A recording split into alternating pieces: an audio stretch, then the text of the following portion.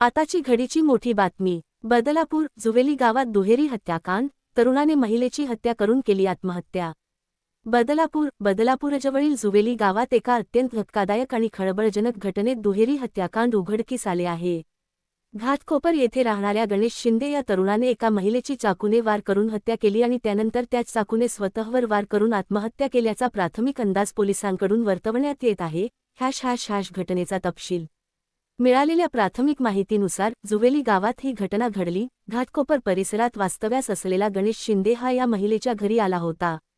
काही काळानंतर या दोघांमध्ये वाद झाला आणि त्याचे रूपांतर भीषण घटनेत झाले. आरोपीने संबंधित महिलेवर धारदार चाकूने वार केले, ज्यामध्ये तिचा जागीच मृत्यू झाला. यानंतर आरोपी गणेश शिंदे याने स्वतःवरही चाकूने वार करून जीवन संपवले. पोलिसांचा तपास आणि पुढील कारवाई. घटनेची माहिती मिळताच बदलापूर पोलिसांचे पथक आणि वरिष्ठ अधिकारी तातडीने घटनास्थळी दाखल झाले. या घटनेचे गांभीर्य पाहता फॉरेन्सिक टीमलाही पाचारण करण्यात आले असून त्यांनी घटनास्थळावरून पुरावे गोळा करण्यास सुरुवात केली आहे. पोलिसांनी दोन्ही मृतदेह ताब्यात घेतले असून शवविच्छेदनासाठी पोस्टमॉर्टम रुग्णालयात रवाना केले आहेत.